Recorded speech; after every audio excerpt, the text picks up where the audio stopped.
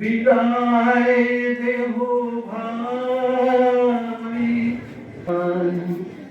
ফিরাই দিনু তারের চাবি রাখি না ঘরের দাবি ফিরাই দিনু তারের চাবি দাবি সবার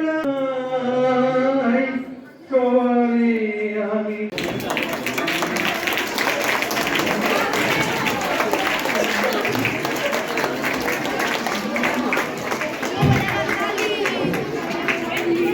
এই সর্বসঙ্গী বরণ করে নেবেন আমাদের আজকের অনুষ্ঠানের মধ্যমণি মাননীয় শ্রী কমল সাহা মহাশয়কে এবং বিদ্যালয়ের প্রধান শিক্ষক ডক্টর শ্রী সুভাষচন্দ্র দত্ত মহাশয় এবং উপস্থিত অন্যান্য অতিথি। আমাদের মতো চাকরি থাকবে না ভবিষ্যতে নতুন শিক্ষানীতি। তো কমলবাবু এত গুণ এবং তার সঙ্গে সঙ্গে শিক্ষামূলক ভ্রমণে এডুকেশনাল যে ট্যুর তাতেও কমলবাবু নিয়ে যেতেন। তো সবই অসুবিধা এই তো এই পোর্টেবল যদি স্পিকারটা বক্সটা থাকে তাহলে কি মাইক্রোফোনে খুব সহজেই তোমাদের সঙ্গে আমরা কমিউনিকেশন অর্থাৎ যোগাযোগ করতে পারবো। আমরা বিদ্যালয়ে আমাদের মনের আলোকে দূর করবার জন্য সবাইকে ভালোবাসতে হবে।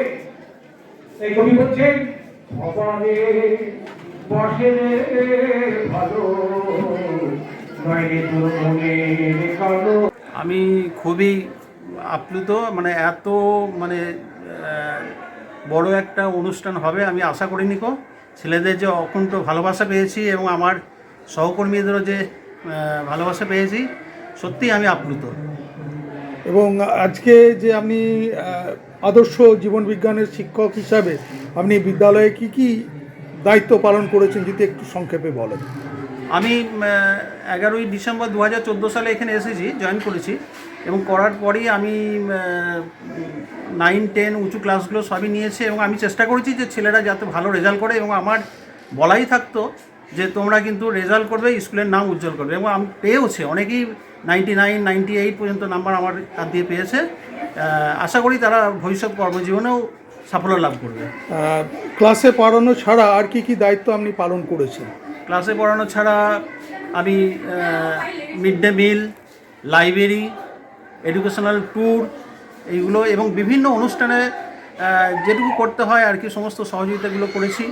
ছাত্রছাত্রীদের বিভিন্ন ব্যাপারে প্রশিক্ষণ দিয়েছি, আবৃত্তির ব্যাপারে, গানের ব্যাপারে, এই ব্যাপারে তাদেরকে বেশ কিছু প্রশিক্ষণ দিয়েছি যাতে তারা অনুষ্ঠানটা ভালোভাবে করতে পারে। আপনি বিদ্যালয়ে কি কি কমিটিতে ছিলেন যদি একটু বলেন। বিদ্যালয়ে আমি প্রথম থেকে একাডেমিক কাউন্সিলের সেক্রেটারি ছিলাম এবং পরবর্তীতে আমি ম্যানেজিং কমিটির মেম্বার ছিলাম। তো একাডেমিক কাউন্সিলের সেক্রেটারি হয়ে আপনি কি কি কাজ করেন?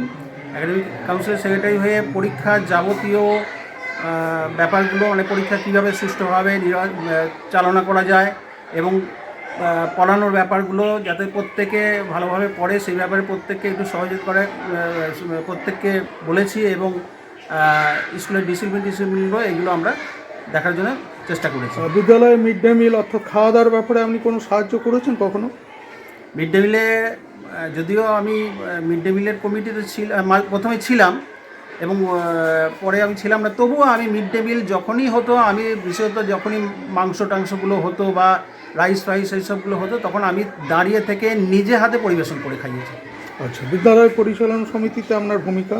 বিদ্যালয় পরিচালনা সমিতিতে আমি মেম্বার হিসেবে এসেছি এবং বিদ্যালয় পরিচালনা সমিতি যে সমস্ত মিটিংগুলো হতো সেখানে আমি আমার বক্তব্য রেখেছি যাতে ভালোভাবে স্কুলটা চলে সেই সমস্ত ব্যাপারে। আপনার নাম? আমার নাম কমল সাহা, আমি কাঞ্চননগর ডিএন দাস স্কুলের বিদায়ী শিক্ষক। আচ্ছা, মাঝে মধ্যে আমরা সংবাদ মাধ্যমে দেখি যখন কোনো শিক্ষক বা শিক্ষিকা তার কর্মজীবন সমাপ্ত করেন তখন কি পরিমাণ ছাত্রছাত্রী, অভিভাবক তাকে বিদায় জানাতে ভিড় করে আসেন। আজকে কাঞ্চননগর দীননাথ দাস উচ্চ বিদ্যালয়ে আমরা প্রত্যক্ষ করলাম শিক্ষক শ্রী কমল সাহা তার কর্মজীবনের সমাপ্তি অনুষ্ঠানে আজকে এই বিদ্যালয়ে বহু মানুষের উপস্থিতিতে বিদায় নিলেন। কমলবাবু বিদ্যালয়ে জীবন বিজ্ঞান পড়াতেন বিষয় হিসেবে, পাশাপাশি তিনি স্কুলের লাইব্রেরি দেখাশোনা করতেন, ছেলেমেয়েদেরকে বই দিতেন। আমরা এখন সবাই জানি যে শুধুমাত্র একাডেমিক বই পড়লে জীবনে বড় হওয়া যাবে না, পাশাপাশি বিভিন্ন ধরনের ফিকশান নন ফিকশান পড়তে হবে। আমি লক্ষ্য করতাম কমলবাবু সেগুলো লাইব্রেরিতে ছেলেমেয়েদেরকে আলাদা করে চিহ্নিত করে সেই বইগুলো তিনি দিতেন, এবং আবার ফিরিয়ে নিয়ে তারা কতটা কি পড়াশুনো করলো সে বিষয়ে তিনি খোঁজখবর রাখতেন। বিদ্যালয়ে পড়াশুনো বাদে অন্যান্য বহু কিছু অনুষ্ঠান হয়, যেমন শিক্ষামূলক ভ্রমণ বা বিভিন্ন ধরনের ভোজন, মিড ডে মিল ইত্যাদি। সবগুলিতেই কমল স্যারের প্রত্যক্ষ সাহায্য, অভিজ্ঞতা, এতে বিদ্যালয় সমৃদ্ধ হয়েছে। আমার খুব ভালো লাগলো আজকে সামগ্রিক অনুষ্ঠানে শিক্ষক শিক্ষিকারা এবং পার্শ্ববর্তী বিভিন্ন অঞ্চলের বা বিদ্যালয়ের বিশিষ্ট শিক্ষাবিদরা তার উপস্থিত ছিলেন। তারা কমল স্যারের সম্বন্ধে বললেন। বিদ্যালয়ের ছাত্রীরা নাচে গানে অনুষ্ঠানটিকে সুন্দর করে তুলেছে। আশা করি কমলবাবু বিদ্যালয়ে আবার যখন তাকে ডাকা হবে বিভিন্ন প্রয়োজনে তিনি বিদ্যালয়ে আসবেন। তিনি কথা দিয়েছেন সেরকম আসবেন বলে। সমগ্র অনুষ্ঠানটি সঞ্চালনা করেছেন শিক্ষক শ্রী সৌমেন লাহা। বিদ্যালয়ের অভিজ্ঞ বিজ্ঞান শিক্ষক কমল শাহ মহাশয় 31শে ডিসেম্বর 2025 রিটায়ার্ড করেন। তার সম্বর্ধনা 6 জানুয়ারি আজকে পালিত হলো, যেখানে বিশিষ্ট শিক্ষাবিদ তপপ্রকাশ ভট্টাচার্য মহাশয় এসেছিলেন। এছাড়াও ছিলেন পরিচালন সমিতির সভাপতি শ্রীযুক্ত মানিক দাস মহাশয়, পিআই উৎপল চক্রবর্তী মহাশয়। বিশিষ্ট সাংবাদিক হিসাবে এসেছিলেন মাধব ঘোষ, মানবেন্দ্রনাথ বোস ও আরও বিশিষ্ট বিভিন্ন সাংবাদিক। তো কমলবাবু শুধু জীবনবিজ্ঞান শিক্ষক ছিলেন তাই নয়, তিনি শিক্ষার সঙ্গে সঙ্গে একাডেমিক কাউন্সিলের সেক্রেটারির দায়িত্ব পালন করেন। তিনি এডুকেশনাল ট্যুর তার দায়িত্ব পালন করেন।